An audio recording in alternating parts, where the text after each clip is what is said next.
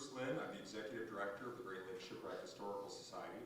And before we start, I'd like to just take a moment to thank all of you for joining us here tonight. I can honestly say that I've talked to more Fitzgerald family members this year than in my entire 15-year history, at least being in this position. I know there's a lot of you that I've talked to on the phone multiple times, and I haven't actually met you yet, so I look forward to meeting you before the night is over. But thank you all for making the trip, making the drive, and I know we have people from different parts of the country that have joined us here today. I met some of you from Florida today that I think are particularly enjoying this weather that we're having right now, but I think things could be a little bit worse, so enjoy it while we can here. But in any case, also I'd like to thank our speakers that are here tonight, John U. Bacon. I'd like to thank Brother Jim Boynton for joining us here tonight as well. Tony Hall, I know Tony's out there in the crowd as well. Tony represents some of those hidden stories, or at least lesser known stories, that make up the overall story of the Edmund Fitzgerald.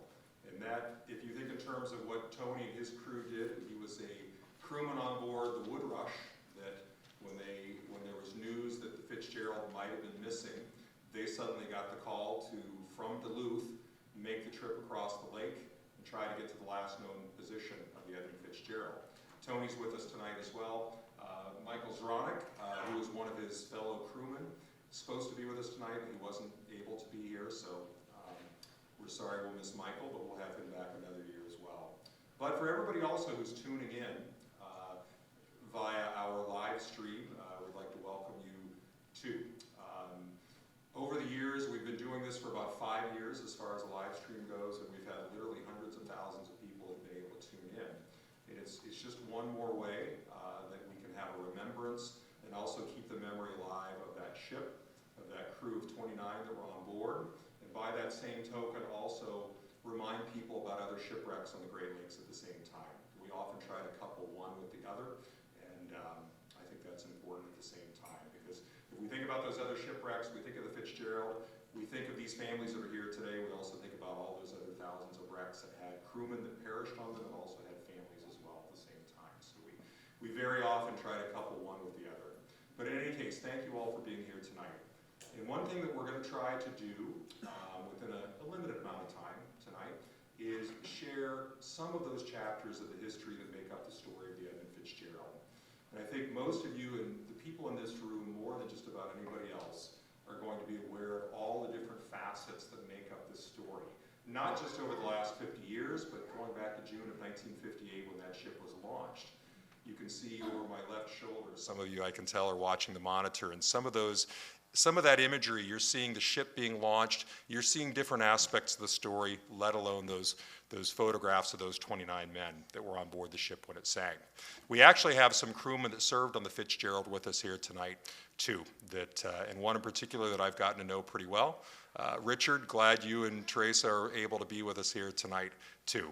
When we meet and talk with individuals like that, it's amazing how much more we learn about that ship. And we also learn about people that they sailed with, and we learn the same thing from the families like yourselves that are here tonight. We feel like we get to know that crew a little bit better.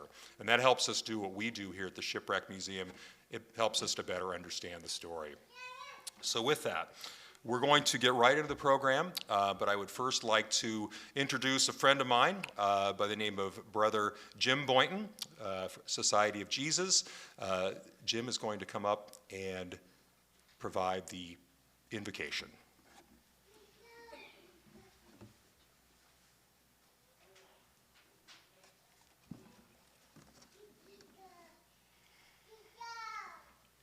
It is a tremendous blessing to live near the Great Lakes. A sunrise or sunset over the water can fill us with deep emotions. Just being near the water can be an inspiration and draw us into nature and relationship with the higher power. In the oldest Christian traditions, blessings are given in the sign of a cross. Oddly enough, the cross is a symbol of death or a burden one must carry. For those of us who live on the Great Lakes and have felt their power, our response to the cross and its symbol is unique. How do we do this? Here are some of the ways I have witnessed. When my mother came home from college for Christmas, after her first semester away, she found her mother had given her presents to the neighbor. Mrs. Abbott had 5 children, and her husband, Beans, had just been killed building the Mackinac Bridge. Grandma knew they needed the gifts more than my mother. Each day as a boy, I walked past Mrs. Oya's house on my way to school. I noticed the large F on the chimney, but did not know what it meant. Then my father told me Mrs. Oya's first husband was my dad's friend, Johnny Fogelsonner, second mate lost in the sinking of the Carl D. Bradley. That F was a constant reminder of Johnny's loss. Dad and I used to go ice fishing with Gary Gustafson. When he and his father Elvin were lost in a commercial fishing accident, all of St. Agnes turned out for the funeral. Similarly, when Eddie Moses, a native fisherman, went through the ice, St. Agnes was struck. The families of these men are left to carry on their legacy. Today, we remember your fathers, husbands, brothers, uncles, grandfathers, and loved ones. How do you carry the cross? Jesus himself gives us an answer. On his way to Calvary, Simon of Cyrene shared the burden. Jesus let another help him. In this, both Simon and Jesus set the example. Let us pray. Lord, as you modeled for us that we cannot carry burdens alone, give us the grace to also accept the comfort of others. And as Simon proved, anyone can help at any time. Please give us the grace to offer ourselves in service to those in need. We ask you to bless this community here today and scattered throughout the world, and give us the comfort to know that the captain and crew of the Edmund Fitzgerald are now under your watch. Amen.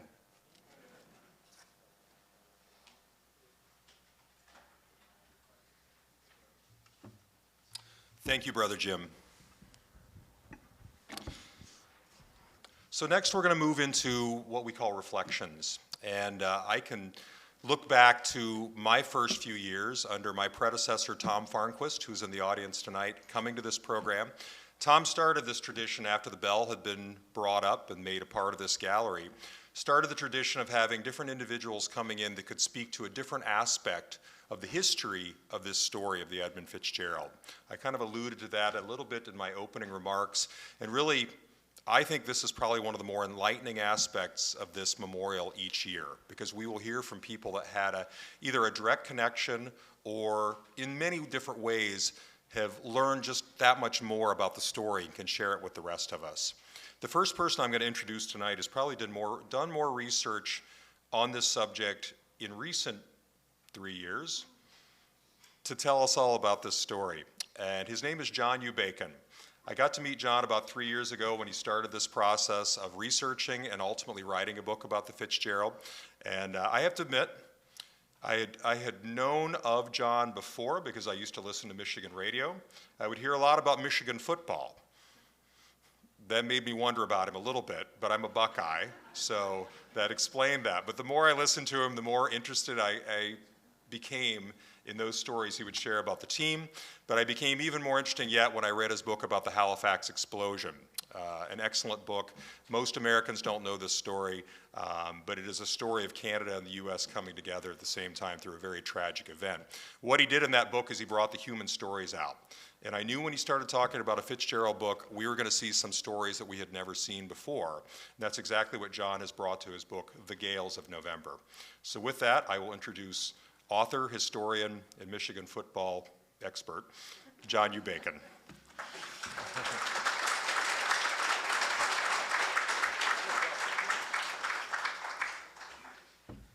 As always happens when I follow Bruce, I have to bring the microphone down. I am 5'8". Great, thanks, Bruce, for that, of course. Thanks to all of you. There are two basic centers that I used to research this book over the last 3.5 years or so. One was the Great Lakes Maritime Academy in Traverse City. That's where 4 of my best sources came from, who explained to me how all this works. They knew the crew and the captain of the Edmund Fitzgerald, so clearly very helpful in many ways. The other, of course, is Bruce Lynn and this great Great Lakes Shipwreck Museum. And through him, he had gained the trust over the years of the family members who are here tonight. They did not know me from Adam, of course. So Bruce very generously, and at some risk, frankly, lent his credibility to me, and that made all the difference.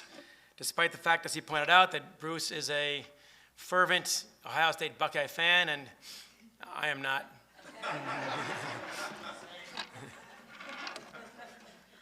I'll leave that at that. But also, as Bruce said, my goal when I set out, of course, the mystery of this ship attracts countless people to it.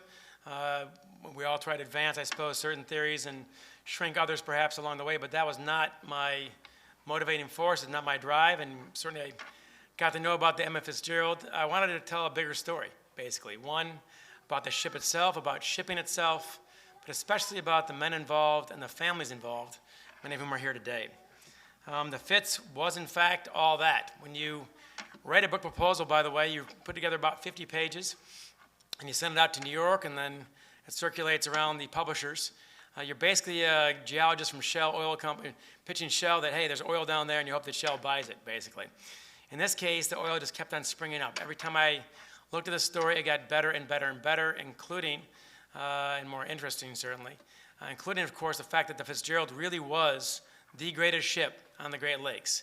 It was the most famous ship in the Great Lakes before November 10th, 1975. And I got that from 6 crewmen I had met along the way and interviewed in the process, and they said, without question, this ship was best in class in all regards. And they also said, if you're going to be on the Fitzgerald, better get a haircut. Why? Because when you go through the Soo Locks, they'll be taking your photo every time.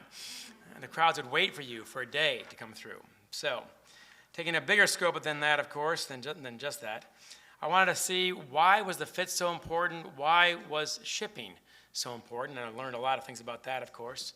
One, the incredible dangers of the Great Lakes. I grew up in the Great Lakes.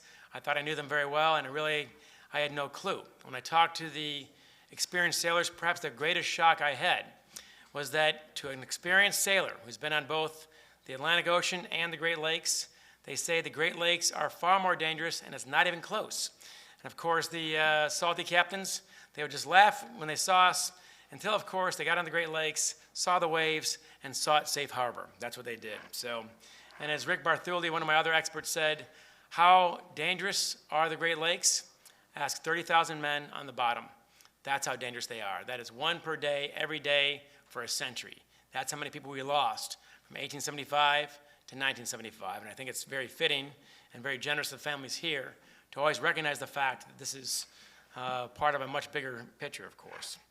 So, the power of shipping, of course, the power of the region is hard to imagine. During World War II, the Soo Locks were so important because all the iron, of course, had to come from Minnesota, Wisconsin, and the Upper Peninsula down to Willow Run, where they're building B-24 bombers, 1 per hour, every hour, for 3 straight years. That's Rosie the Riveter, of course, and others.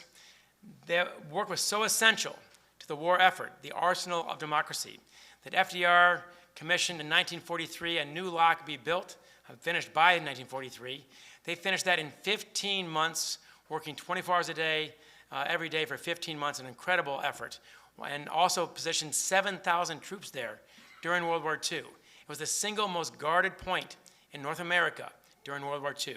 Why was that? That is the spigot for those machines, of course, the tanks, the planes, and the artillery, you name it. Without Great Lakes shipping, we lose the war. That's how important it is.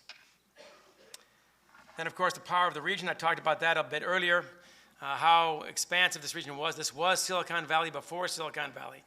But more than that, it not only raised these crewmen, 29 people, into the middle class, they brought others with them by the millions.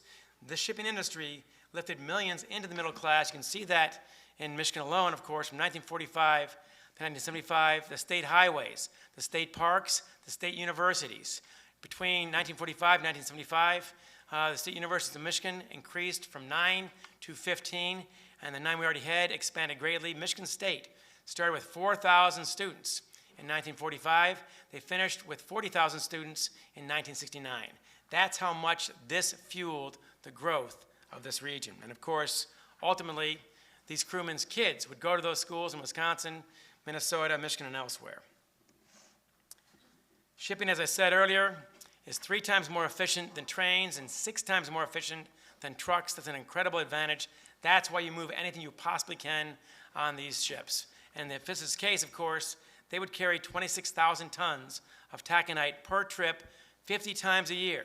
26,000 tons of taconite builds 7,000 cars. And they did that 50 times a year. That is 350,000 cars per year over an 18-year career. That's almost 7 million cars that ship alone sought to build. That's an incredible contribution to what we do. What's amazing more about this to me, though, is how invisible this industry truly is. As one of my experts, John Tanner, the Great Lakes Maritime Academy superintendent for many years, as he said, we know the fireman, we know the fisherman, we know the factory worker, we know the farmer, of course.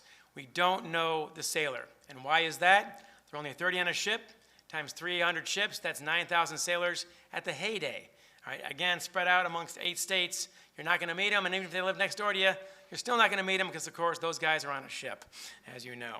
When I talked to Heidi Wilhelm Brabant, when I talked to Deb Champeau, when I talked to Pam Wittig and others about what it's like to be in a family of sailors, that is not easy. And Deb is going to tell you a beautiful story, I'm sure, about her and her father, of course. She's got to write him a letter, no email back then, as he travels through the Great Lakes, pitching him on buying her a new prom dress, shoes, and yes, a hairstyling. And all that back then cost $85, which is not cheap. So this is what these kids had to do, what these families had to do in that process. As I said about John Hayes earlier, John Hayes liked nothing better than to finish the season and to come home with a nice big fat paycheck, bonus check in his pocket, sit in his favorite chair by the fire, a chair that was not moving, which is important, of course, get his favorite drink. His kids would come on up and hug him and say, "Daddy, you smell like a truck." And of course, he would say, "No, I smell like a paycheck." And that's the lives these people led that I had no idea about until I started working on this book 4 years ago. Why, of course? Why the ship went down has fascinated everybody for 50 years. I've got a stack of books in my office with this theory, that theory, and every other theory you can name. But I tend to side with John Tanner, the guy I mentioned earlier, the Great Lakes Shipwreck Museum superintendent. He said these ships never go down for one reason. It's almost always a compendium of reasons that start multiplying, and when the dominoes start falling, it can get very scary very fast. And I was in Duluth 2 days ago for a big conference on this subject, and one of the speakers before me said, everyone talks about how the ship was made, mechanical failures that night, decisions made along the way, et cetera, et cetera. He says, what they don't talk about is the storm. All right, that is ultimately the reason why this ship went down. It was the worst storm in a century with 100-mile-per-hour winds and waves up to 30, 40, 50, even 60 feet high that night. We now figured that out with computer models we did not have access to 20 or 30 years ago. That is a very big reason, of course, why the ship went down, naturally. But I really side with Aunt Ruth, Bruce Hudson's mother, who said only 29 men know, only 30 know why the ship went down. 29 men and God, and no one's talking. And ultimately, we are all guessing as to what happened, and only they know. What I do care about intensely, of course, are the people on the ship, less the why than the who. I wanted to find out who they were. I did not know a single name before I wrote the proposal of this process. I didn't know the captain's name, any of the crewmen, and in this 4-year process, I've got to know all of them quite well and flesh out their life stories, of course. So I was very curious about that. And I also got to 6 crewmen who were on the ship before it went down, including 2 who were on the ship that year. They knew the captain, Captain McSorley. They knew the crew. They could tell me about each and every one, their nicknames, their habits, what they were like. And one of them, Patrick Devine, had just gotten off the ship in September. And Patrick said, I have to tell you right now about the Fitzgerald, everything about it was first class. Every aspect of that ship was best in class. Our living quarters, the galley, you name it, the cargo holds. And he said the captain and the crew, you could be assured, at every level of the crew, they were the best at what they did on the Great Lakes. And that man had been on 10 ships before and after this happened. So he knew what he was talking about. And he also said, and there are also, by the way, on this ship, no weirdos. And he was quick to add, and this was the 70s. And the ones who were laughing loudest were from the 70s, I noticed, by the way, so they know what I'm talking about. He said, look, these ships often were the land of the misfit toys, right? Guys trying to escape something or try to find something. But this ship was not like that. This was a bunch, he said, Patrick Devine, a bunch of truly good guys you wanted to spend your time with. You didn't go back to your cabin and hide. You hung out and you played cards in the galleys and told stories. These are the guys I got to know on this ship. They say, of course, that history is written by the victors, but in the Great Lakes, history is written by the survivors. And I ran into that when I was talking about the 1913 White Hurricane, of course, that claimed 19 ships and almost 300 men. And in that process, there are a handful of ships where no one survived, and we know almost nothing about them. And that broke my heart. And what I did not want to see happen is that to happen here on the Fitzgerald. We know the song, we know the number, we did not know the people. And I thought that was heartbreaking, truly, especially as I got to know the families. A few quick stories. She'll tell you about Buck Champeau, but I'll tell you about Blaine Wilhelm, Heidi's father, a sweet man by all accounts who had 7 children back in Makwa, Wisconsin. And he had struggled to pass the next test to move up the ranks on the ship, but he had gotten his courage together and got a friend to help him, and he was prepared during a longer off season than usual to take the next test and go to the next level. These people had hopes and dreams that they were working hard to fulfill. And every day they went to port and came back, of course, about once a week. He would take the change from those stops in Silver Bay, Minnesota, Two Harbors, Duluth, Toledo, Zug Island, and so on. Take that change and dump it in a big old Maxwell House coffee can. And at the end of the season, he'd come home to Makwa, they'd all gather around the family table, and he'd dump it out there for the kids to split. And as Heidi pointed out, that money went very far when candy bars cost 10 cents. But what that can has always meant to me, that can is your family. That can is a deposit you make every day you're on the seas. A reminder of why I'm doing this. A reminder of whom I love and where they are. All right, an investment you make literally every day. And then 9 months later, you show them.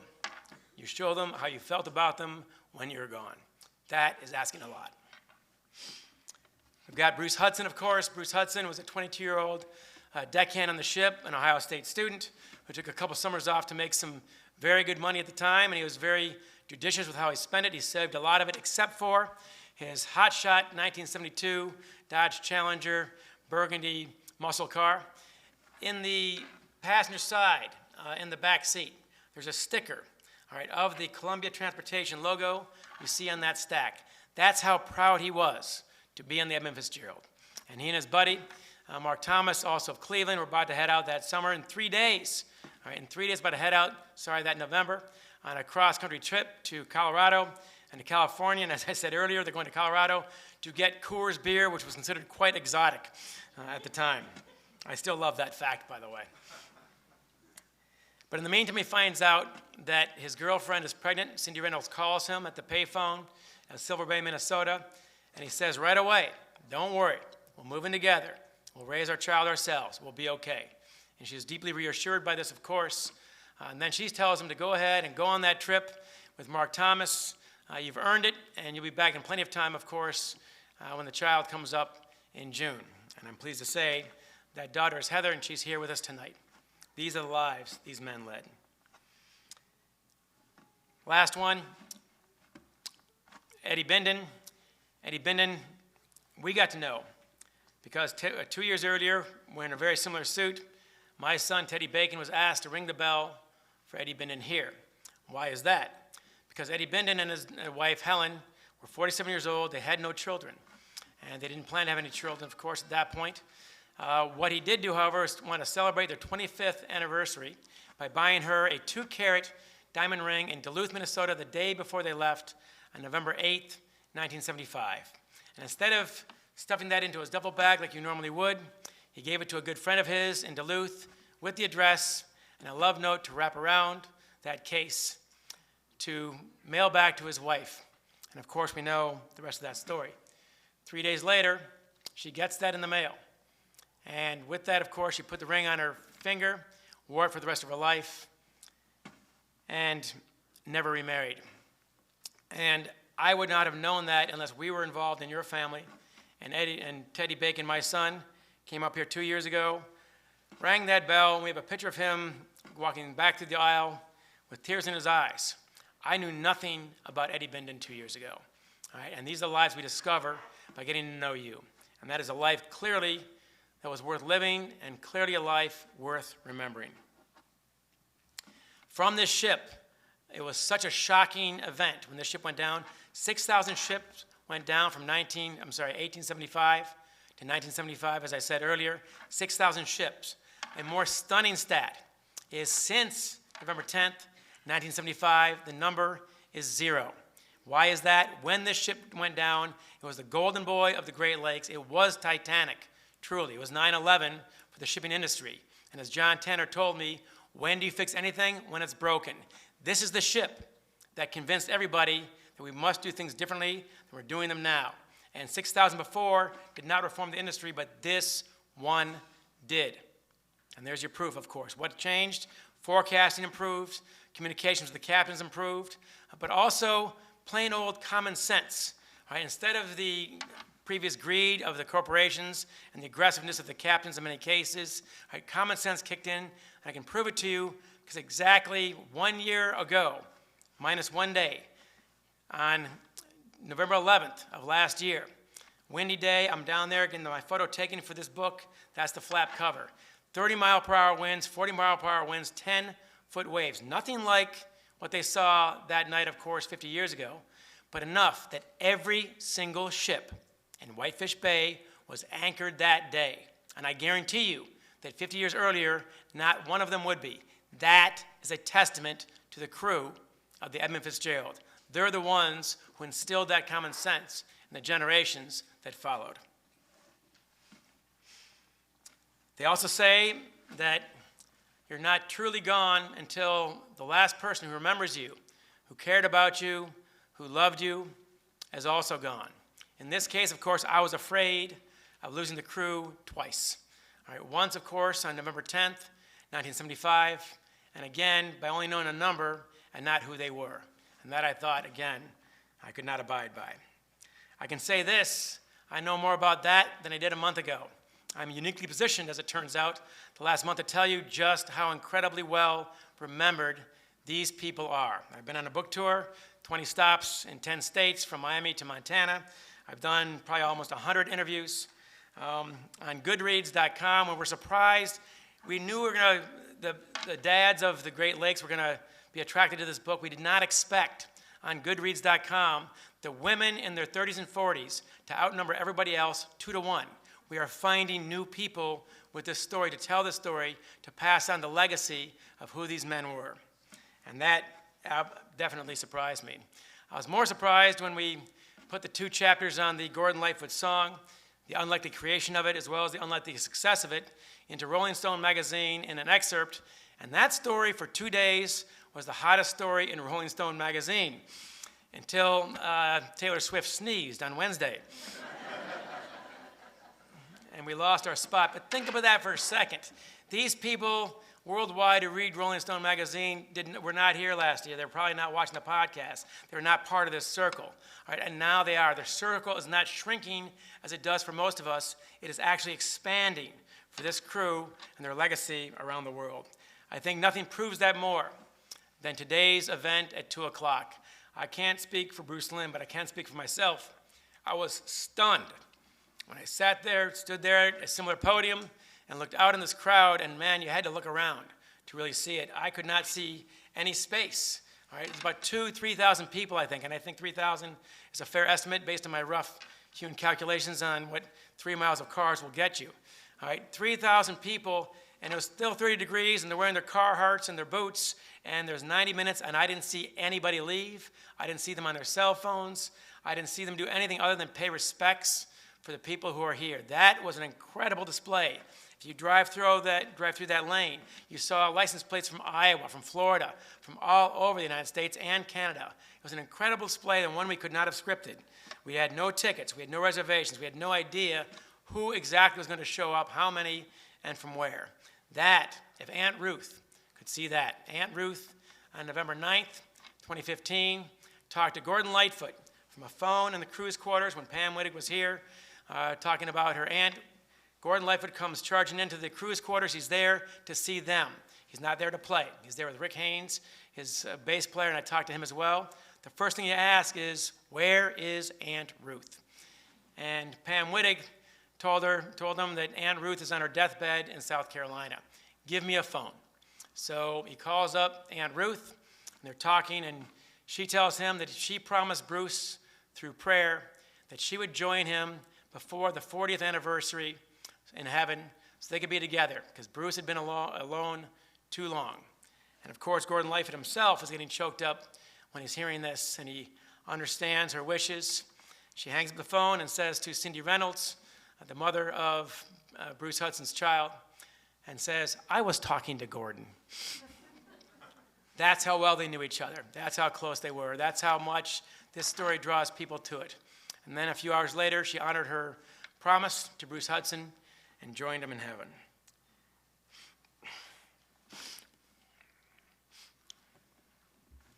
I never met Ruth Hudson, and the people who read this book are not going to meet any of the men in there. But I feel like I have met Ruth Hudson, and hopefully when you read the book, you will too. What I think of today is if Ruth Hudson could look out over that field and see 3,000 strangers there to honor the crew, what they did, what they represented, and what they mean today, she would have to feel gratified, I believe, that her son's life was not in vain, and as I said earlier, that you're still alive so long as people remember who you are. All right? Bruce Hudson's life has been extended today, as have all the others. Thank you very much.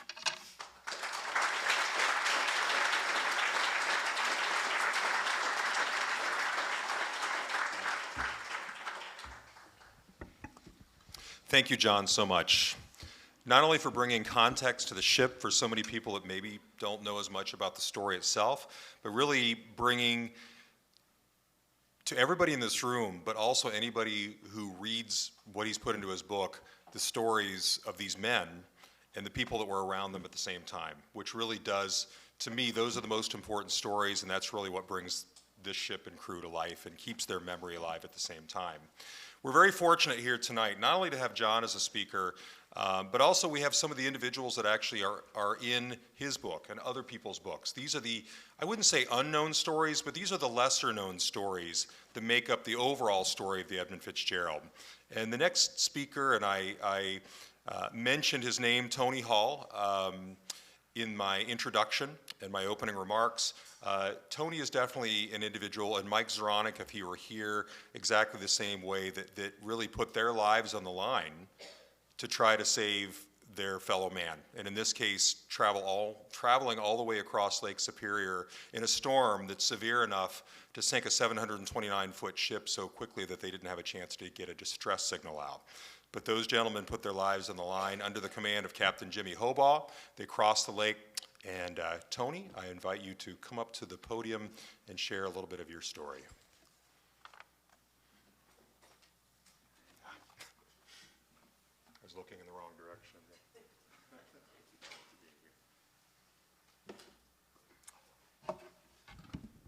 Hello, everybody. I'm proud. I'm honored to be here. I sure ain't no John Bacon, but I'm going to do the best I can. That guy is a great speaker. At my age, I have a hard time remembering why I walked into the kitchen. But 50 years ago, I remember pretty good. We were, if we didn't have the duty in the ship, we was scattered everywhere, Duluth Superior, because they were close together. It was a sailor's port. And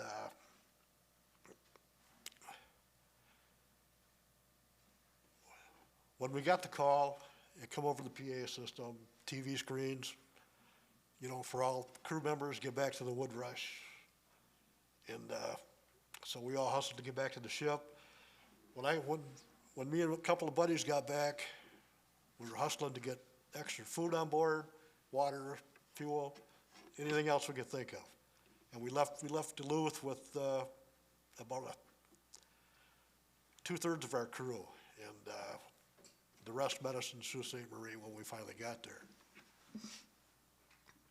We pulled out that night, and my captain, he kind of took special interest towards me, I guess. I don't know, maybe because I was so skinny and helpless, I don't know. But anyways, his call to me when we was underway, Seaman Hall, you get to the bridge now. And that was my cue to get a cup of coffee. He wanted it like yesterday. So anyways, after I was able to get the coffee up through, as we were pulling out after the third try, as we went farther out in the lake, it got worse and worse. And if you didn't have any responsibilities on the bridge, no reason to be there, you were below decks. And if you didn't have duty in the engine room, you weren't supposed to be in there. But there had to be people in both places to maintain the ship. Anyways, as we got going, the cooks had special grating on the grills to keep their pots and pans in place, and they were made just for heavy seas. But that didn't matter this night. They was flung everywhere, and to walk from one compartment to another, it was getting virtually impossible. I mean, where the floor was, you were now stepping on the walls. That's just how bad it was. And the only ones that could really tell you what it was like, how the water was, are the people on the bridge. That would be Captain Hoball and Robbie Ravina and Craig Collins, who were on the helm all night. And other than that, everybody else was below decks. And the only place to be safe was in your rack. And I literally had to take the long sleeves of my work shirts and tie two of them together and tie myself into my bunk. And a lot of the other guys are doing the same thing with whatever they could find. And anything that wasn't nailed down or welded down, tied down, it just got flung everywhere. So if you can imagine a wine bottle cork in a wash machine, that's about how we was. And we finally got to Whitefish Point, the last known position where the Fitzgerald went down. A Navy plane had dropped a dye marker in the water. So we did a grid search there. We started out with a grid search. We dropped a side scan sonar over the side, and we did a grid search. And they kind of thought they found it like right away, but they wasn't sure. Just to be sure, we just kept doing more searches and come back to that spot. Anyways, that was the spot. And but as you all know, we didn't save anybody. Everybody. She was at the bottom before we even pulled out, and we didn't know this. And but Captain Hoball is just his persistence to get there as quick as we could. He was just his perseverance. He was the leader, a total leader, and a father to his men. And no, he had everybody's respect. And even to this day, even though he's not with us anymore, he'll be a legend always. And with that, 10 years, not to get off track here, but I'm trying to fill everybody in on how things went. Well, 10 years ago on the 40th anniversary, here, we just happened to be coming through the UP, and we come in here, and it was a lot going on, and we didn't realize, my wife and I just stopped in just because we were in the area. And out by the lighthouse, there was a patio deck. And my wife and I took a walk out that way, and there's a woman out there just looking over the water. And that happened to be Deb Shampoo. And anyways, I didn't know it at the time. My wife says, "I'll bet she's one of the family. You go talk to her, Tony." And so I went out there and, "Excuse me, ma'am." I told her my name. I was on the wood rush. And that's all I got out. And she started crying and grabbed me and hugged me. And I started crying. And it's been kind of like a family thing ever since. And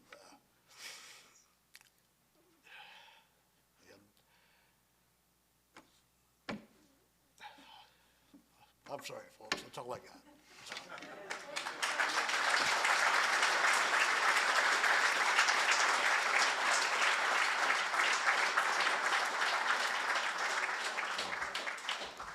Tony, thank you so much, and thank you for being here. And I'm glad that your wife talked you into talking to Deb, because we've been getting you here just about every year since, I think, at this point. So we're honored to have you each year. And Mike, if you're watching us, we hope to have you back here next year as well. You mentioned Deb, and we'll go right into our next speaker.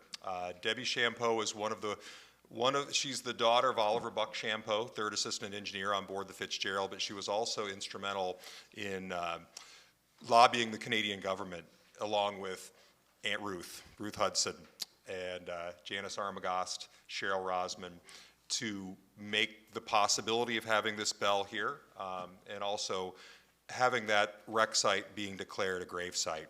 So let's welcome Debbie Shampoo. She's going to tell us a little bit more of the backstory.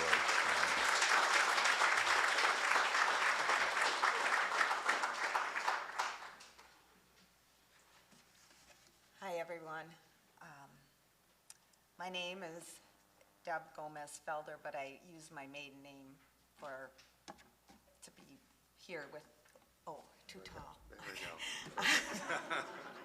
I'm shorter than. Many of you do know me by Debbie Shampoo because I like to be connected to my dad. 50 years ago tonight, the gales of November came early, and my father, Oliver Joseph Shampoo Buck, him and 28 others on board the SS Edmund Fitzgerald, all of a sudden were lost. I am his only child, and now I am his protector. When I am gone, my children and my grandchildren will continue the legacy, as some of the other families here tonight will do as well. For half a century this day, it's been marked as a profound absence in my life, illustrating how the families fought over this last 50 years for those 29 men. The Great Lakes took 29 of good seasoned men that night, who we loved dearly, deeply. But for those of us left behind, it didn't just take a crew. It took our fathers, our husbands, sons, and brothers. The list is endless. It stole our opportunity for a final goodbye. We lost our final opportunity to say, "I love you." And for all of us, the chance to have a formal funeral just did not happen. I remember small everyday things about my dad. His voice, his stern questions about my grades in school. Keep those up. But mostly his beautiful blue eyes. They seem to twinkle in my presence. Some details you might never forget. and you never will. He would ask me to sit closer to him on our trips up north to visit family. His gigantic hugs would just embrace me, and the way he'd tell a story, a joke, his laugh would fill up the room. Memories like these, we hold precious to our hearts. My sadness today isn't just for the man he was, but for all the moments we never got to share. My dad was a proud Marine in the Korean War, but to see his youngest granddaughter become a Marine, fighting a war in Fallujah would have made him so very proud, as it has made me. To see his other grandchildren become so extremely successful in life would have made him so very proud, and I am proud of all 5 of them. He didn't get to see me graduate, walking me down the aisle on my wedding day, or most important, meeting his grandchildren and his great-grandchildren. The sense of stolen time, a future unwritten, is a regret that never fades. Mine is just one story. There are 28 other families who carry the same weight. Our shared loss is beyond stronger than steel. Our sense of commitment to each other, we are family now. We never knew each other like the band of brothers they were, but we are finally now committed to each other. For 29 years, the Fitzgerald rested silently. The ship's bell was still there, sounding a silent memorial at the bottom of Lake Superior. With Ruth Hudson, Cheryl Rosman, Janice Armagoss, Florence Benson, and I kind of followed along. And so many others, family members, we started to gather petitions from all the families. With the support of Tom Farmquist and his remarkable staff of divers, the Canadian officials, Canadian Navy, National Geographic, Sony, and the Chippewa Native Americans, they all made this possible. And we appreciated that so much because that was something we didn't think we'd ever have. I also just want to say a thank you to the town of Paradise because the people in that town embrace us like no other. They are family too. And there's many others that were affected that day, and I don't mean to overlook anyone because we do appreciate everything you've done. When the ship's bell was retrieved in July 1995, it was a moment of mixed emotions. On one hand, it gave us tangible piece of history, a symbol of a horrible night that we lost our men forever. The bell is the soul of the ship, the closest we could ever get to our loved ones. It was the first time families were close to the buoy marking the spot where the boat sank. Wreaths, pictures, letters, and flowers were thrown overboard in the hope that they would reach every single man lost that night. My 5 children waited on the shore, and this would be the closest that they would ever get to their grandfather. It was a tearful and extremely mournful moment. To imagine that night was impossible that day, since the sun was shining brightly on us and the lake was completely calm. My Uncle Jack, my dad's brother, and Cheryl Rosman rang the bell for the very first time in nearly 3 decades.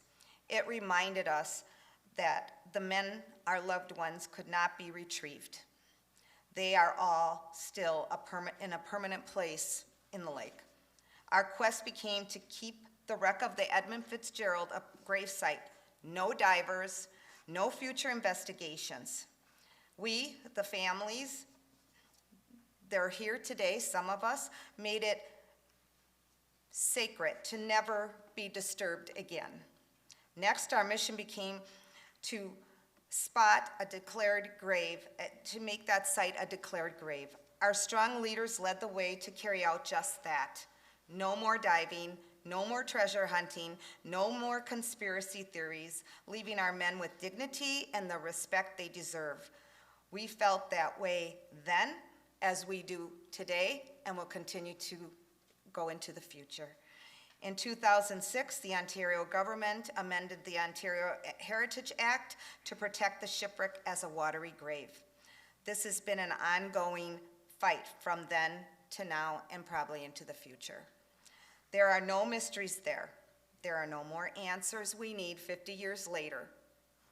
Why is the Edmund Fitzgerald so important? It isn't just about this ship.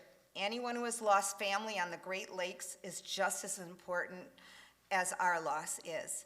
Over an estimated 30,000 lives and approximately 6,000 shipwrecks have been recorded. We just took another step in a fight to retrieve a bell and declare it a gravesite. If Gordon Lightfoot hadn't brought acknowledgement to the unseaworthiness of the ships on the Great Lakes, where would we be today? He was a wonderful man and a great friend to many of us.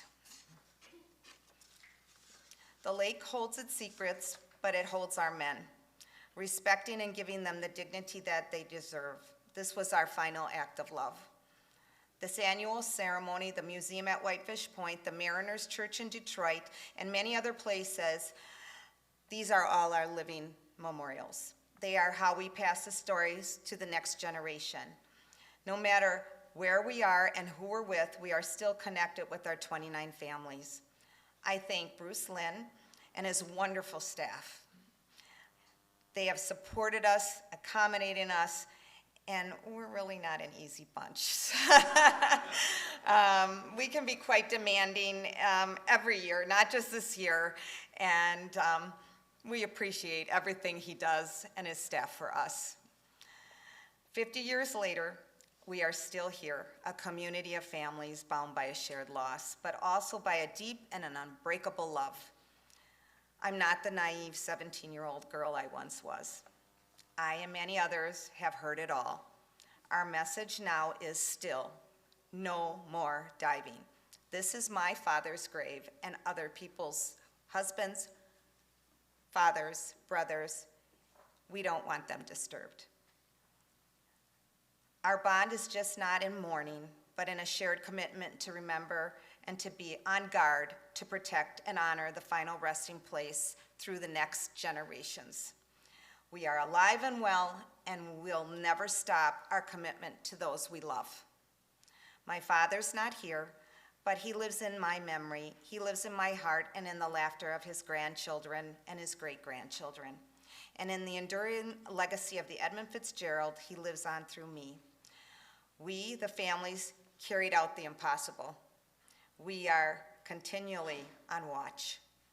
If anyone here is with their dad, the last thing I ask of you is to please hug your dad and let him know how much you love and appreciate them. I never got that chance. With the blink of an eye, you may not have that chance again. Life is precious and time is limited on this earth. Love the family God gave you. To my dad,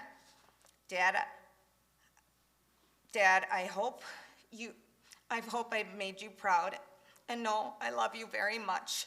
Your memory and the 28 others who died on the Edmund Fitzgerald will never ever be forgotten, and I will continue to protect you till the day I take my last breath. Thank you all for being here and remembering with us and sharing in our sadness and loss.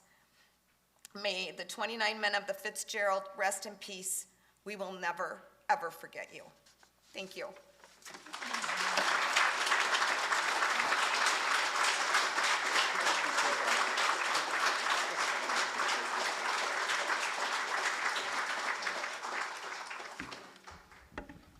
Thank you, Debbie, so much. And I can honestly say that we absolutely love the fact that, Debbie, you come back every year, Heidi comes back every year, Pam comes back every year.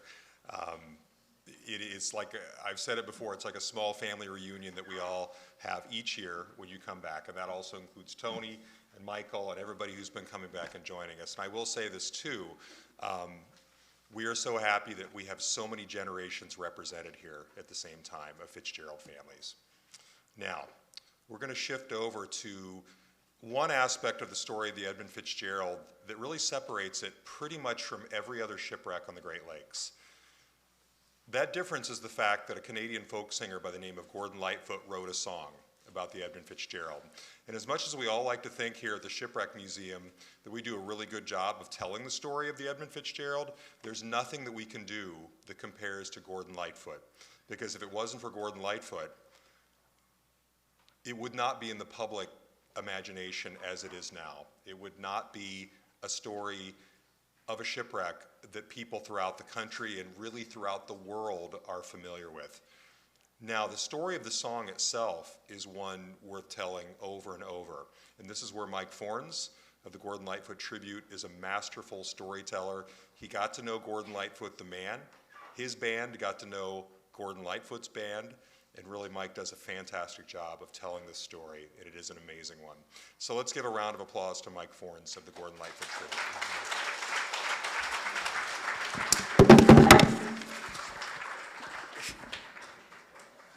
Sorry.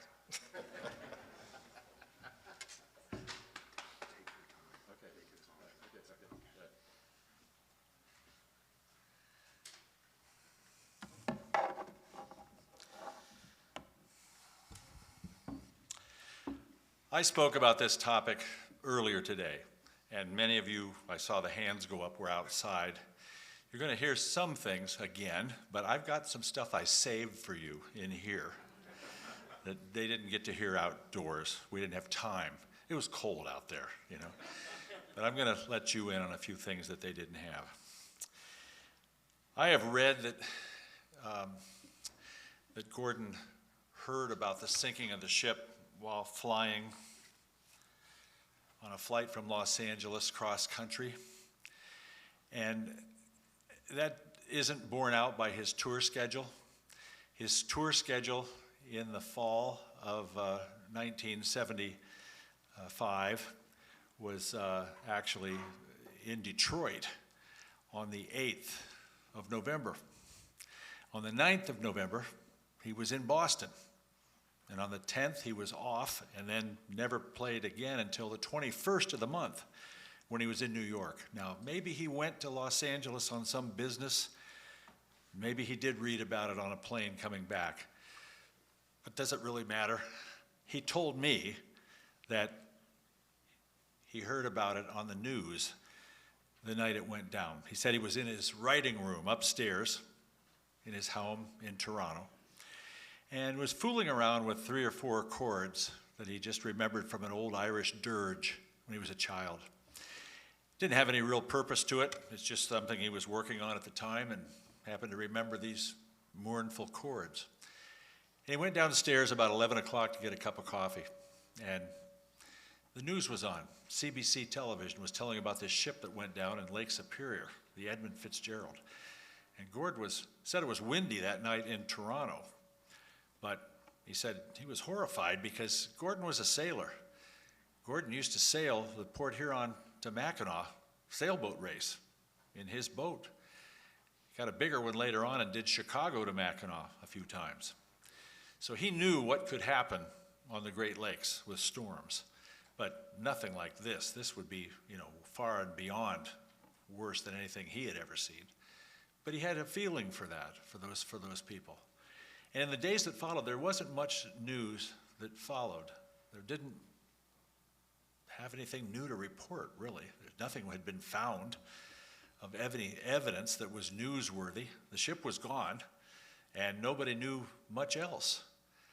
And, news is kind of slow to get out of this area, to go downstate to the big markets, I mean, hey, let's face it, if it happened today, Wolf Blitzer would be right here every 10 minutes with a report. The technology is different today than it was back then. So we just didn't have that kind of news coverage. Time went on, and Gordon didn't really know much more about it. At the time, he was working on a new recording, a new album that was called Summertime Dream. And Summertime Dream was a new effort that was going to try to continue the path that he had set from Gord's Gold. I don't know if you remember Gord's Gold, but it was a double album. It had all the big hits. If You Could Read My Mind, Carefree Highway, Rainy Day People, Canadian Railroad Trilogy, Cotton Jenny. They were all there. But he hadn't written this Shipwreck song yet. So the record company said, Gord, you need to really do it upright on this one because the radio audience is there. They're listening to your music now. This has got to be good. Well, Gord had 22 songs that were nominated for the Summertime Dream album. 22 that he felt were pretty strong. The record company said they would take 10. And I said this afternoon, and I'll say it again, I don't know how many of you remember, but we used to have vinyl records.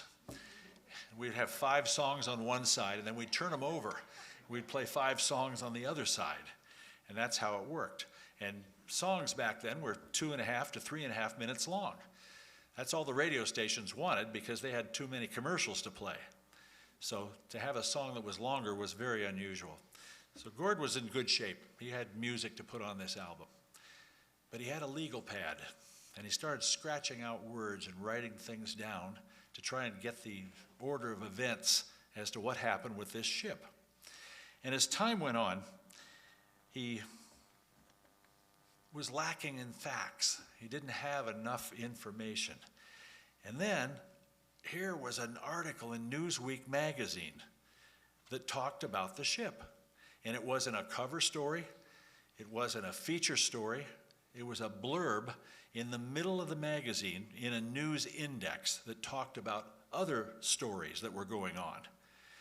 And Gord was fascinated by this because it kind of aligned the events as they happened and gave him some facts that he thought he could probably put into a song. And the title of this story was called Great Lakes, the Cruelest Month. And the very first line in that story said, according to a legend of the Chippewa tribe, the lake they call Gitchigumi never gives up her dead. Have you heard those words before? Yeah. Gordon took that line right from that article and used that in the song, and other things that were in that article too. Things that talked about the ship leaving Superior, Wisconsin, and having 26,000 tons of iron ore, and the ship was the pride of the American side. I mean, it was the best big ship we had, and it was a captain that was very experienced, and a crew that knew what they were doing and been through storms before. And they got into some trouble with the weather, and the weather got worse and worse and worse. And pretty soon, that ship was in trouble. And the captain began asking for help. And another ship following, we know it was the Arthur M. Anderson, was asked to help out. And they kept them in sight until the lights went out, and they didn't see them anymore on radar or visually. And the ship was gone. And it ends by telling about the stone 126-year-old church in Detroit, where a pastor rang the bell 29 times. 126 years old, that church. I was just there 3 nights ago and played at their ceremony. And I've never seen so much stained glass in a church. It was gorgeous. And it got moved from a block away.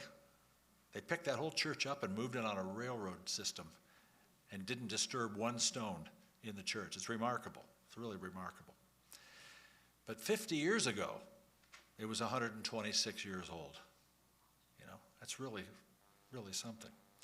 So Gord took all these words and started to put them together and tried to get his facts in order, lining them up, So let's take a look at the song. Let's take a look at the words that Gordon Lightfoot wrote and try and figure out what he was thinking to write this like this. The legend lives on from the Chippewa on down of the big lake they call Gitchigumi. The lake, it is said, never gives up her dead when the skies of November turn gloomy. Well, that's right from that Newsweek article. That's right there in that story. With a load of iron ore, 26,000 tons more than the Edmund Fitzgerald weighed empty. Isn't that clever, how he turned that around to make that work? That good ship and true was a bone to be chewed when the gales of November came early. And I think early on, that was the first time he had ever seen those words written, was in that magazine article, a reference to the gales of November. Today, as journalists, we might capitalize that. But back then, nobody had really called it that. And it became kind of a working title for the song. Gord thought that might be what I'll call this song, The Gales of November. So he's already mentioned it once here in the verse. The ship was the pride of the American side, coming back from some mill in Wisconsin. Now, I just played a concert 2 weeks ago in Superior, Wisconsin, and they had a big event up there going called Friends of the Fitz. And our band went up there and we played for a wonderful audience. They're very proud of the fact that Superior, Wisconsin is the last port that the Fitzgerald was in before it left on that fateful journey. And I said to the people, I was setting up the song to play it, and I said to the people, you know, it's too darn bad that Gord didn't get the name of your town into the song, because he could have. I mean, coming back from Superior, Wisconsin. It could have fit, coming back from some mill in Wisconsin. It isn't some mill, it was Superior, coming back from Superior, Wisconsin. And people thought, yeah, that's kind of funny, you know. Well, a little side story here. Gord and the guys are playing in Sioux, Ontario. And it's about 20 minutes before they're going to go on stage. And they're all dressed and ready to go. They're in the green room. And on the wall of this dressing room is a framed map of Lake Superior. Not a chart, a nautical chart, but a map. And it shows the whole Ontario coastline and the whole Minnesota coastline and the whole Wisconsin coastline and to Michigan. And it's got the roads and the towns and the highways. You know, it's not a nautical chart. And Terry Clements, their lead guitar player, wonderful guy, the most humble guy you'd ever want to meet. And sometimes he would say things. He was smart, a smart guy, but sometimes he'd say things and they just came out funny, you know. Well, I mean, you know, he'd be on stage and he'd be playing that lick in the middle of Sundown, you know, and he'd finish that and people would clap. They'd applaud for him playing his part. And he'd get this look on his face like, oh, shucks, you know. Well, Terry is standing up there at that map. And he's got his finger going along that Wisconsin shore, looking at it, following it, looking closely at that. And Rick Haynes, the bass player who tells this story, said, Terry, what are you doing? And Terry says, I can't find it. He says, what do you mean you can't find it? He said, I can't find the town. I said, what town? You know, the town Gord sings about in the song. And Rick said, what? And Terry said, you know, Sumillan, Wisconsin. Sumillan, Wisconsin. Not some mill in Wisconsin, but Sumillan.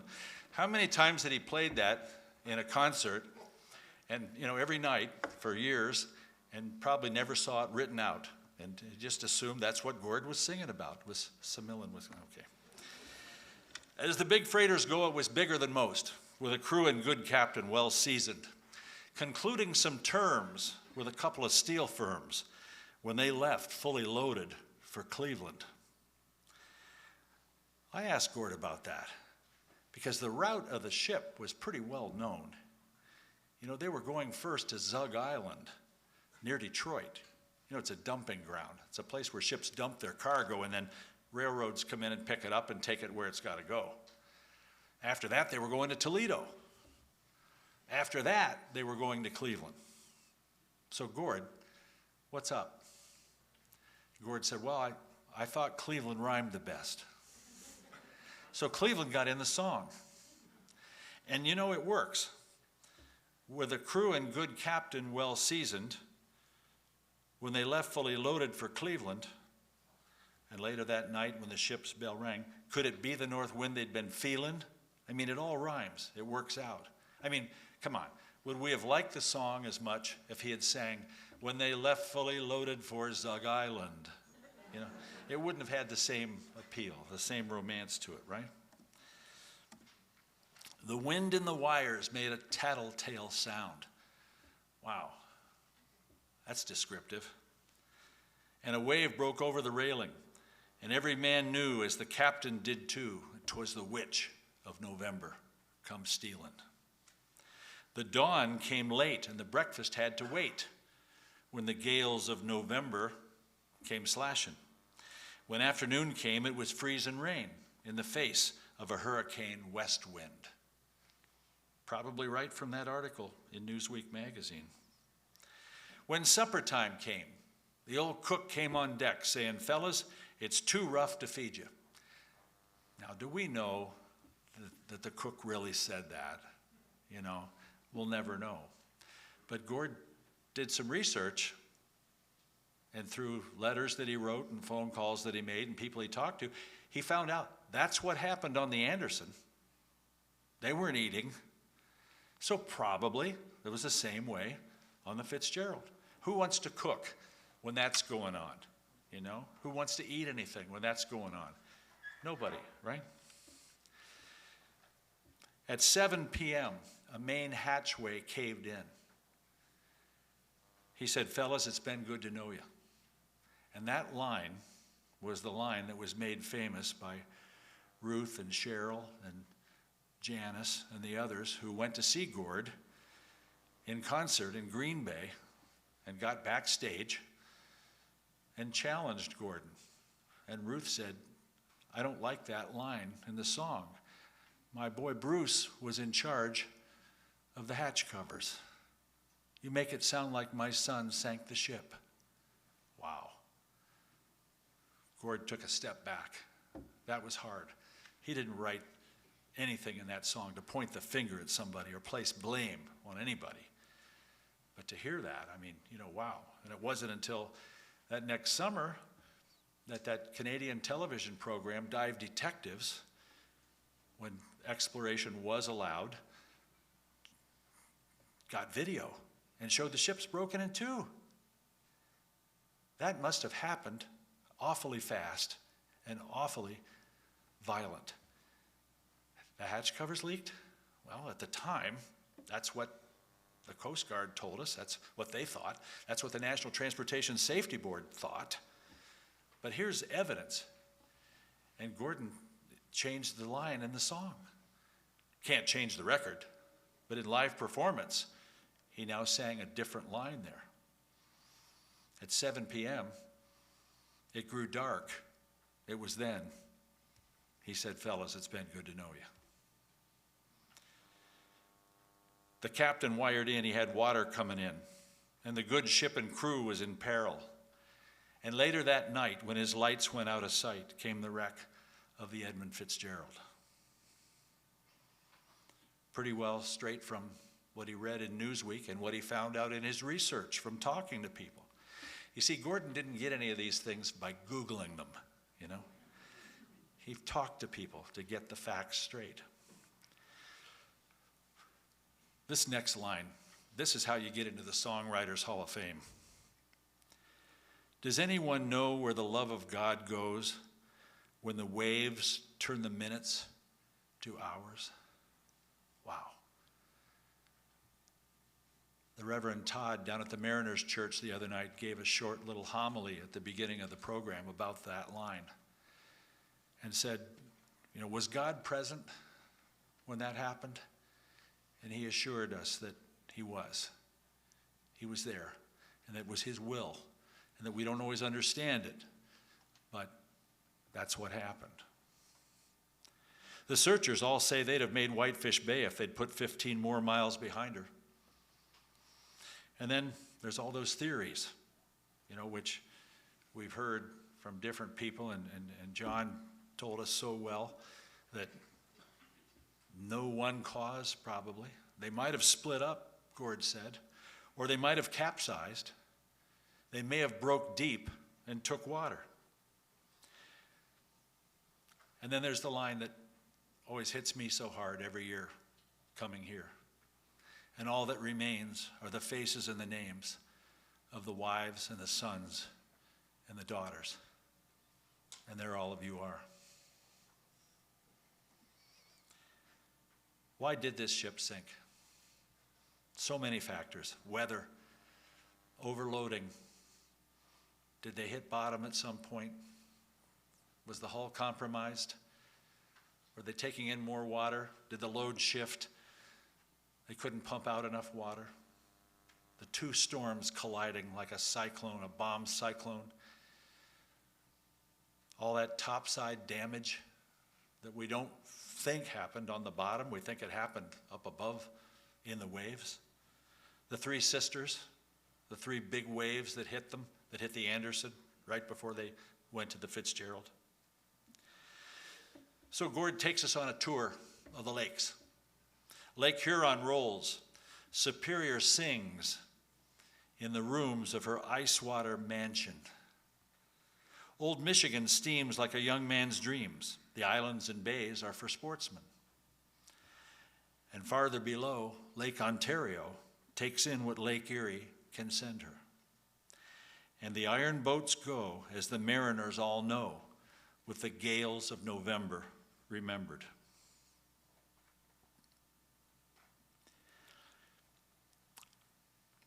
Gord did read that the church was 126 years old, and it was made out of stone. And so he refers to it as, in a musty old hall in Detroit, they prayed in the Maritime Sailors Cathedral. The church bell chimed till it rang 29 times for each man on the Edmund Fitzgerald. Well, the Reverend Richard Ingalls, who rang the bell 29 times, wound up visiting with Gordon at a concert at the Fox Theater. And he got backstage and told him, "Thanks for putting me in the song. It's kind of my claim to fame." And Gordon smiled and said, "Well, that's great. I'm glad you're happy with it." And he invited Gordon over to the Mariners Church. And when Gordon got over there and got to visit, he realized that it wasn't musty in there at all, you know.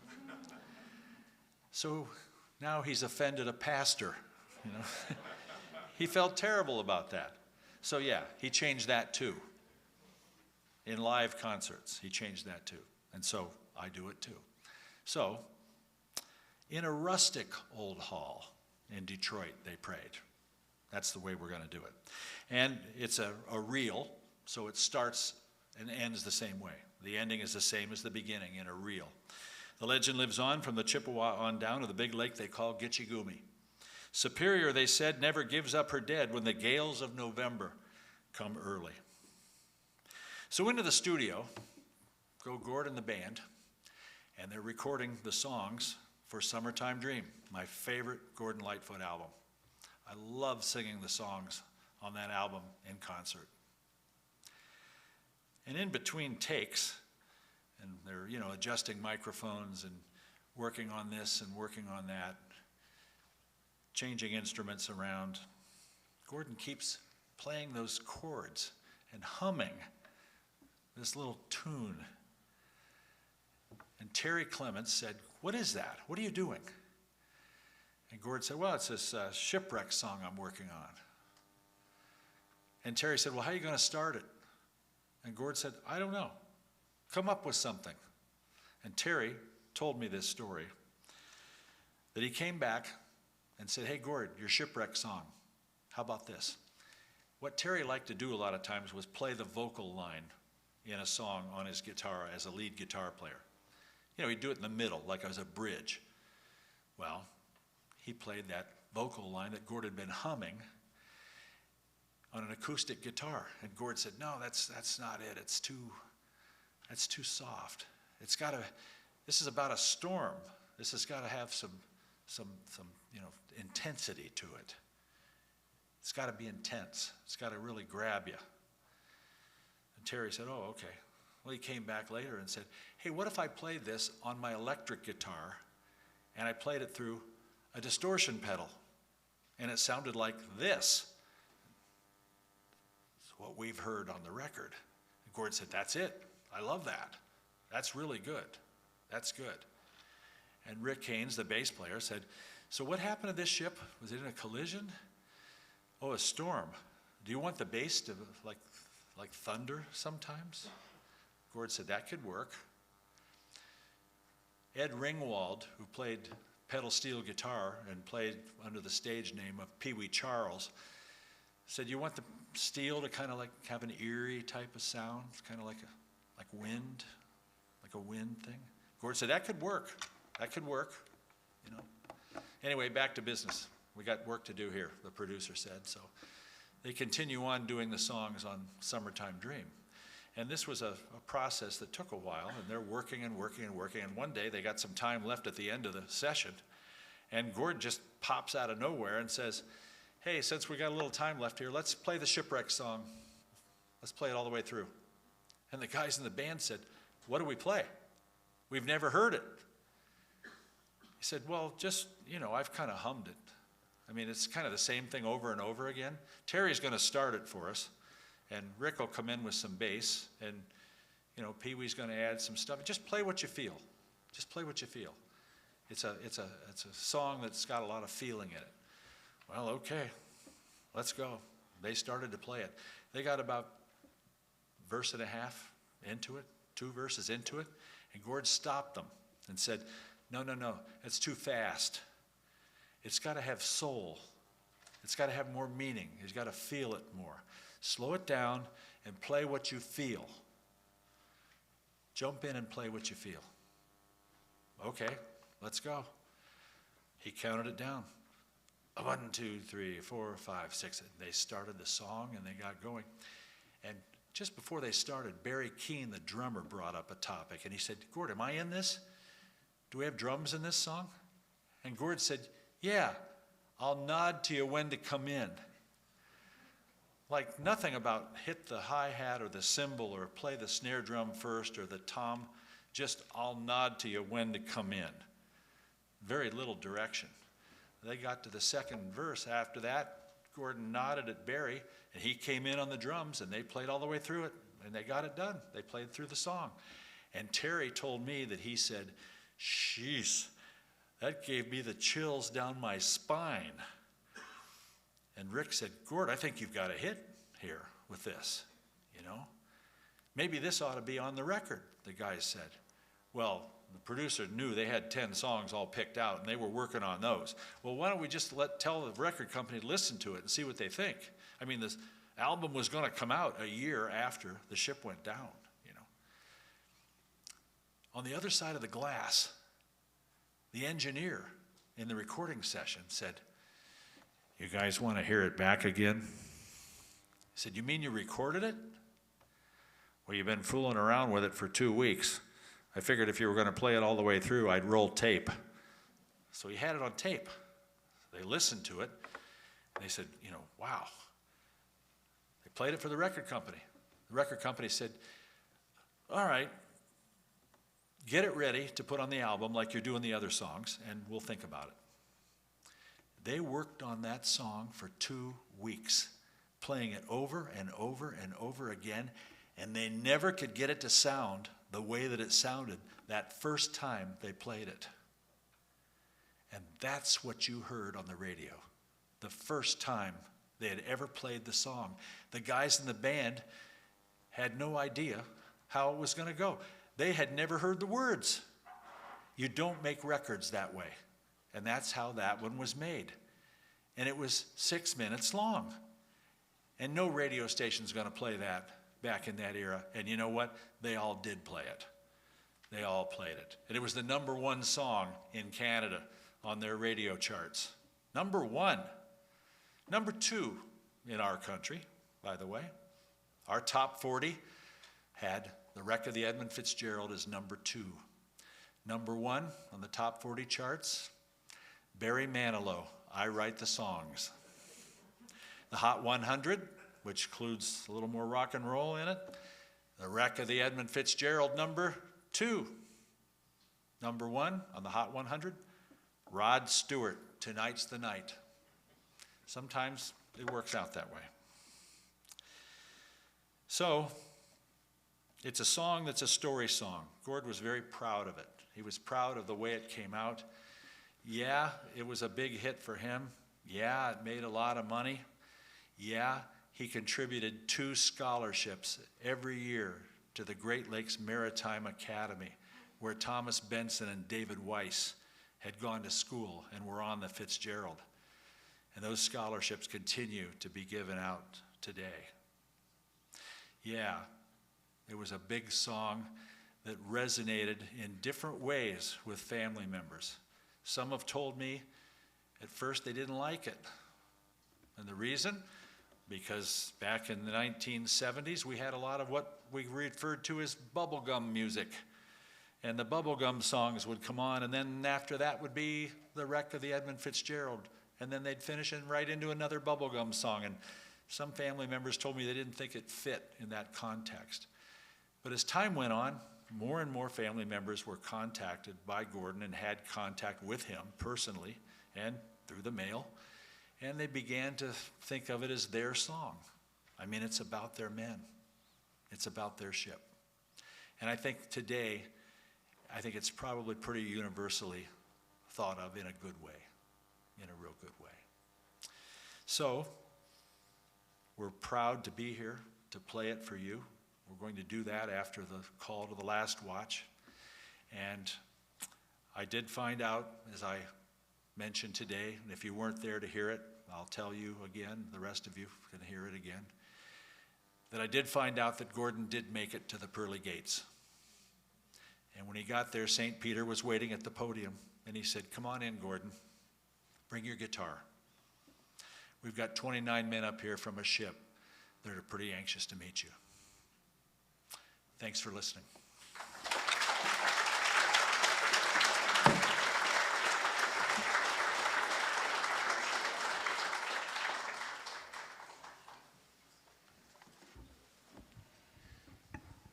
Thank you, Mike. Mike, you're a natural storyteller, and thank you for sharing that. Now, it's time for the call to the last watch. This is the one time each year that we take the display case off of the Edmund Fitzgerald bell. It's the one time each year that that bell is made available for all of you to come and ring it, or each individual it's designated for each crew member that was on the Fitzgerald. We are going to ring it 31 times tonight. That's 29 times for each sailor on the Edmund Fitzgerald, a 30th time for all sailors lost on the Great Lakes, and a 31st time in memory of Gordon Lightfoot. So I'll introduce Sean Lay, our development officer. Sean's been with the Shipwreck Society for 35 years now. Let's give Sean a round of applause.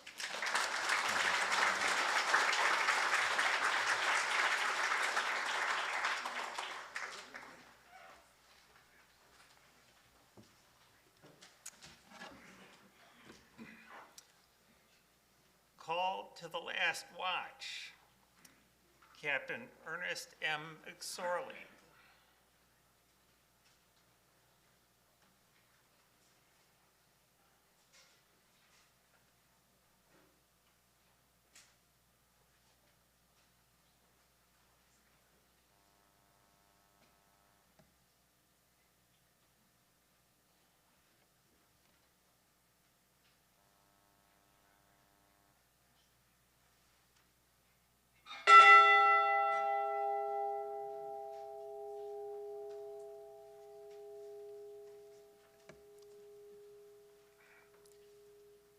John H. McCarthy.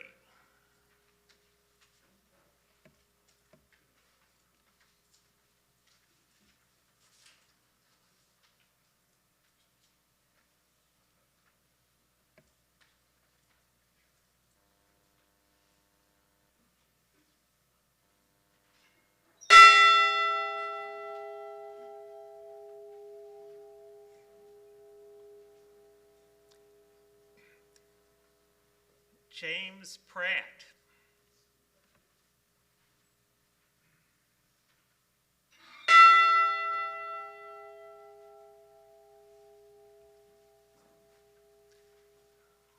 Michael Armagost.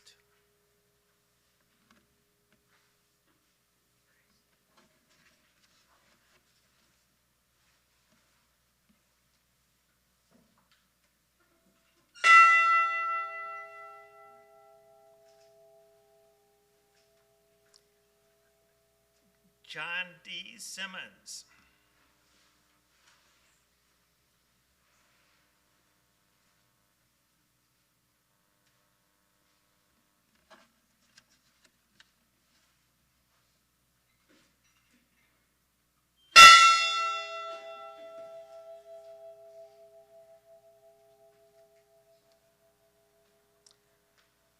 Eugene W. O'Brien.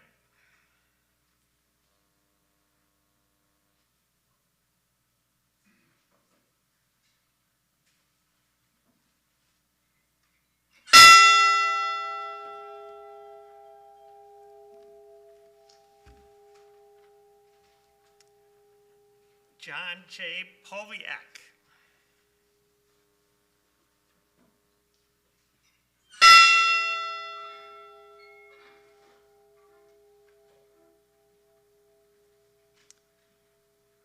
Thomas D. Borgeson.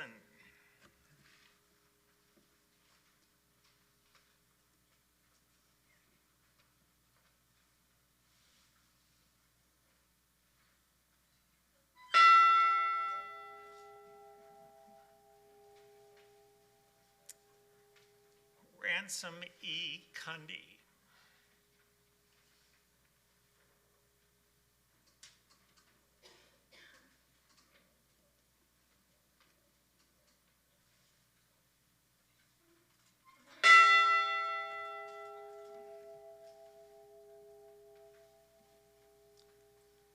William J. Spangler.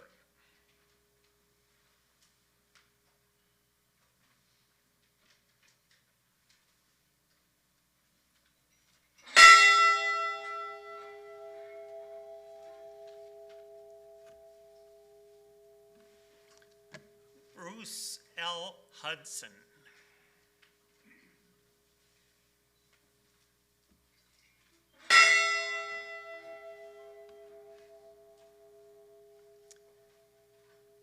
David E. Weiss.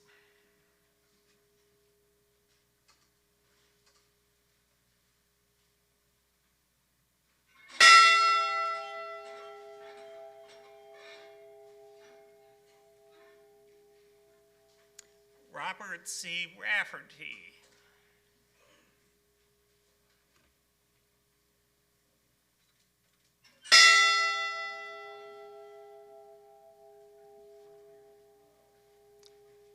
Alan G. Coleman.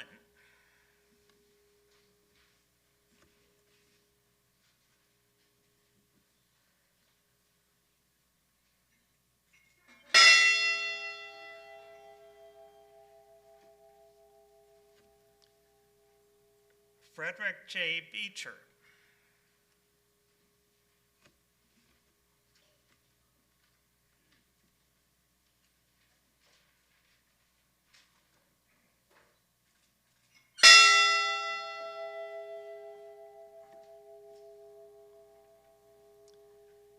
Nolan F. Church.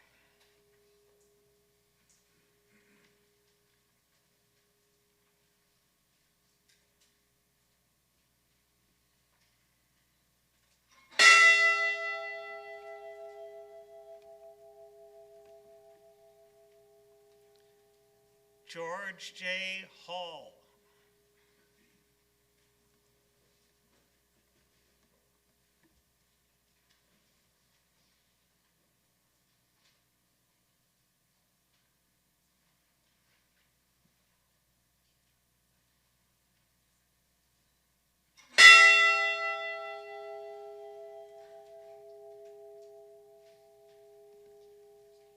Edward F. Binden.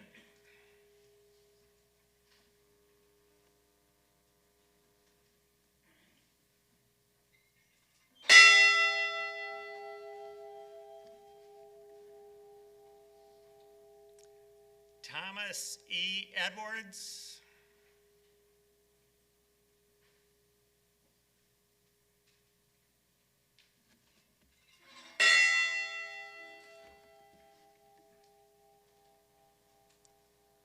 Carl A. Peckall.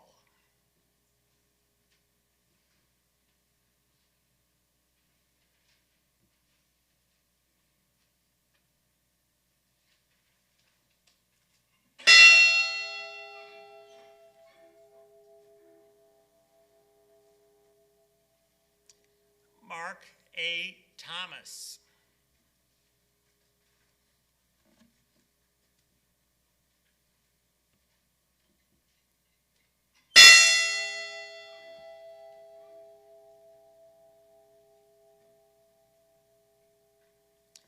Paul M. Rebot.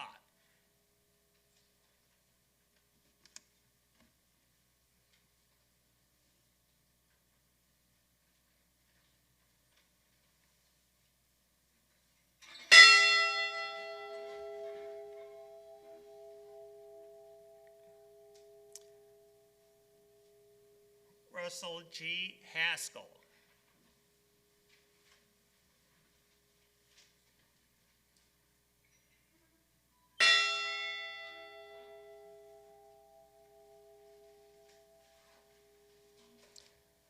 Oliver J. Champeau.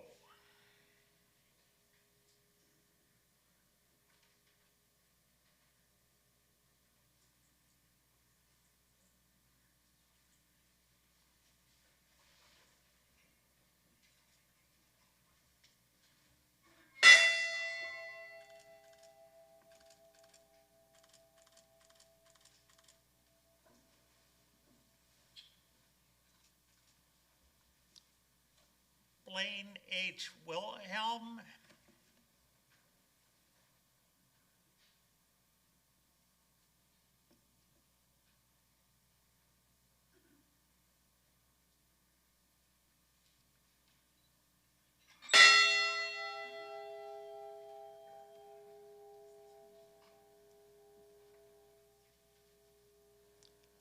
Ralph G. Walton.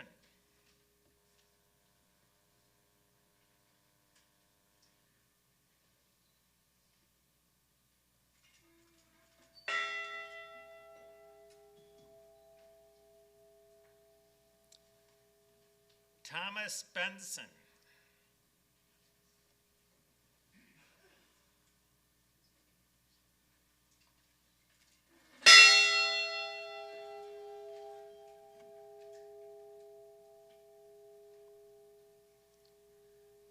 Joseph W. Mays.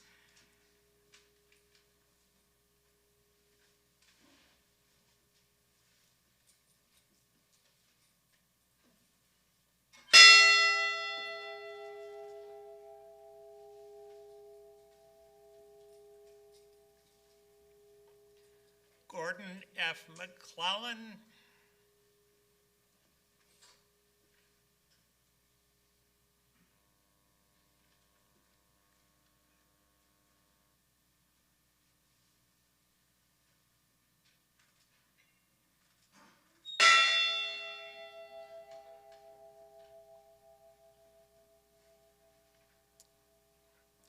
Ringing in remembrance of all mariners lost on the Great Lakes.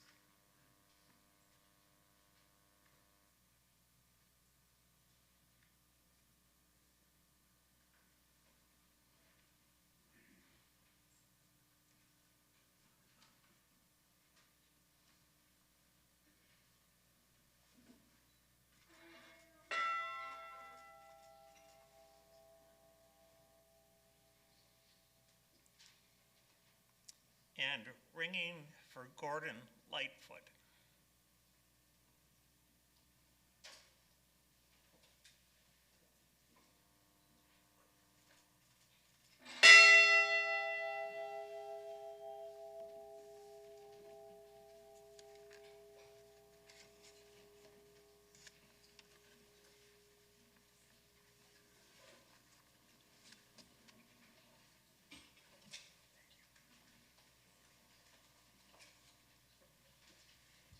Thank you, Sean.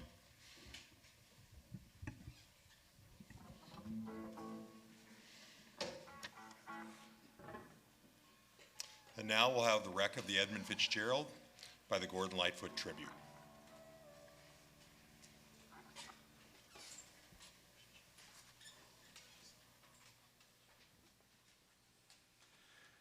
It's our honor to play this song for you, for the men that died, for the families that survived, and for Gordon Lightfoot, who wrote this song. Remember, there'll be two different changes in the words from what you heard on the record. And if you're on drums, I'll nod to you when to come in.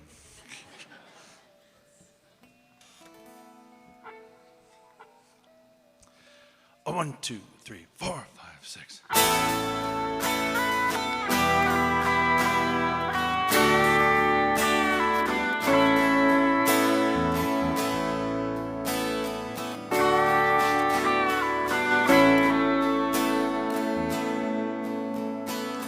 The legend lives on from the Chippewa on down of the big lake they call Gitchigumi.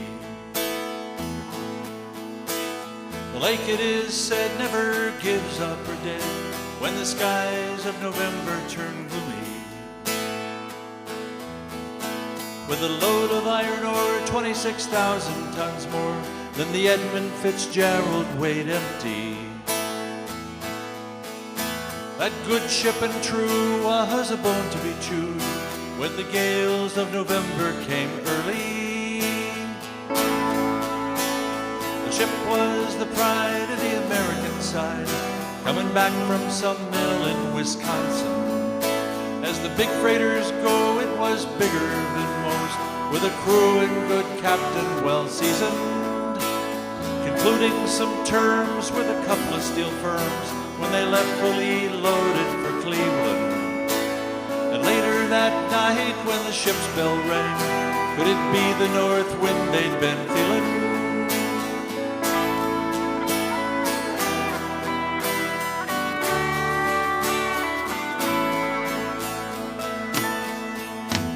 The wind in the wires made a tattletale sound, and a wave broke over the railing. Every man knew, as the captain did too, 'twas the witch of November come stealing. The dawn came late and the breakfast had to wait when the gales of November came slashing. When afternoon came, it was freezing rain in the face of a hurricane west wind.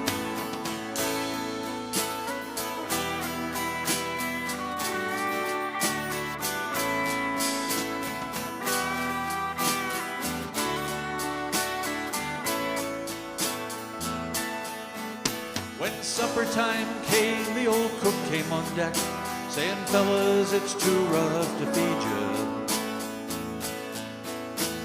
At 7 p.m. it grew dark, it was then. He said, fellas, it's been good to know ya. The captain wired in, he had water coming in, and the good ship and crew was in peril. And later that night, when his lights went out of sight, came the wreck of the Edmund Fitzgerald.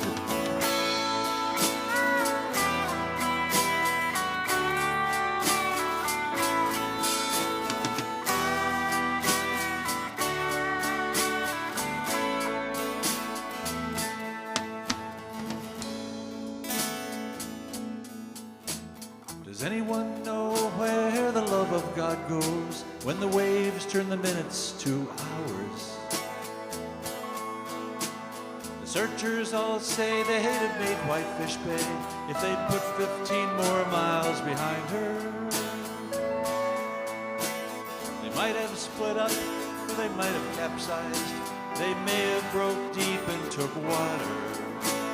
And all that remains are the faces and the names of the wives and the sons and the daughters.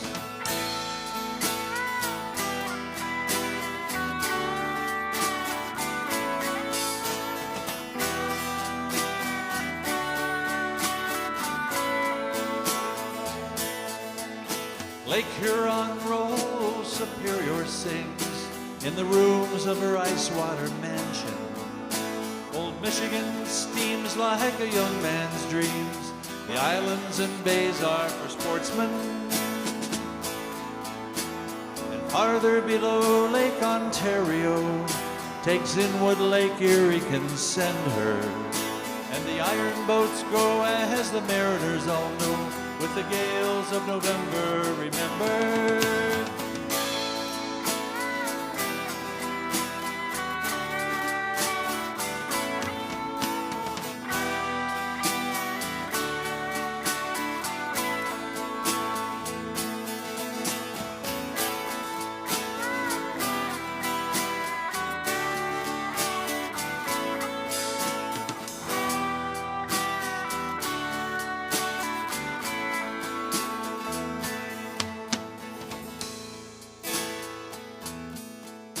In a rustic old hall in Detroit they prayed, in the Maritime Sailors Cathedral.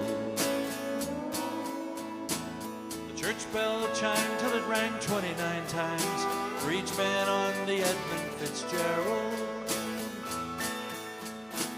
The legend lives on from the Chippewa on down of the big lake they call Gitchagumi.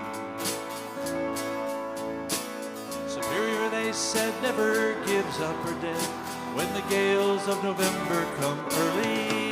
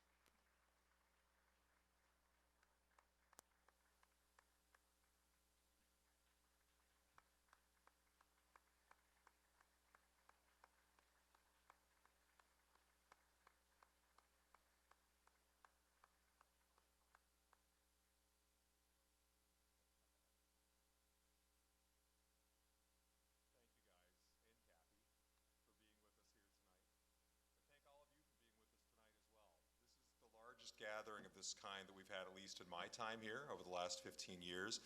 And I think if there's anything that I can say, if the events of really this year, if you look at all the books that have been published, if you look at the artwork, if you look at the various memorials that are taking place all over the Great Lakes in different parts of the country, much less the, be it 2,000 or 3,000 people that we had here today, I think it's safe to say, and this is to all the Fitzgerald family members, that your lost loved ones, this ship and crew, will not be forgotten.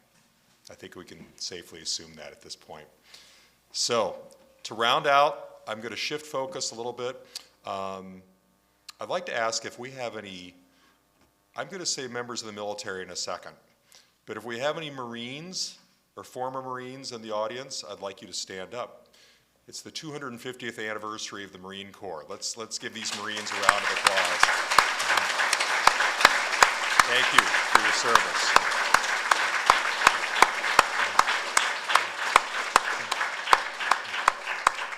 And now anybody else who's ever served in the military before, please stand and let's give them a round of applause.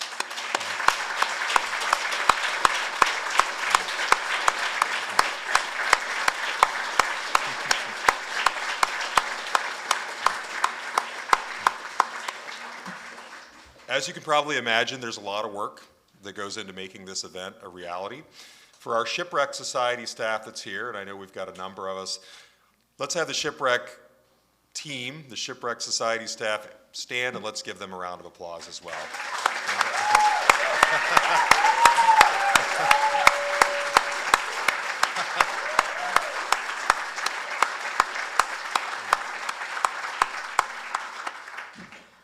Your work isn't actually done yet, because the next door in the museum store after the event we have all kinds of things. Sarah, what all do we have? We have charcuterie, we have veggie trays, fruit trays, spanakopita, we have all kinds of goodies. We have all kinds of goodies. So please come. Please come. Please join us afterwards right in the museum store. I will say be careful, because I've had various notes handed to me that it is actually snowing again out there, so be careful as you walk over there. And finally, one last time, I'm going to say thanks again for everybody coming out here. It makes me feel good. I know it makes the rest of our staff feel good to have you all joining us. We weren't sure how we were going to get this many chairs inside this space, but somehow Sarah made it happen here. Let's give Sarah a round of applause.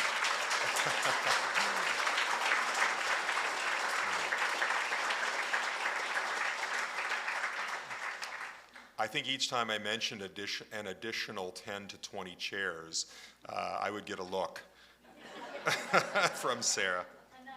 A nice look, of course, of course. Be careful on the way home. Thank you so much for being with us here tonight. And to round out the evening, Brother Jim Boynton.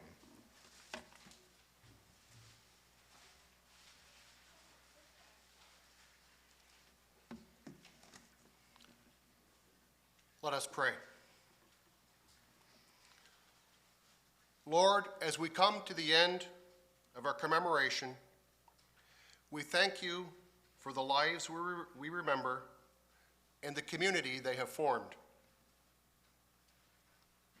Your last words on the cross, Lord, were, "It is finished." Let our words today be, "It carries on." Captain Ernest McSorley's last words were, "We are holding our own." Now, after 50 years, let ours be, "We are holding our loved ones in memory and holding each other in love." Amen.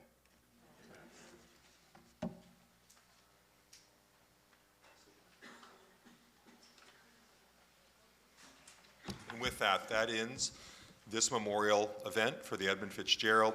Be careful as you walk over to the museum store, and everybody who is watching from different parts of the world, different parts of the country, thank you as well for joining us. Have a good evening, everybody.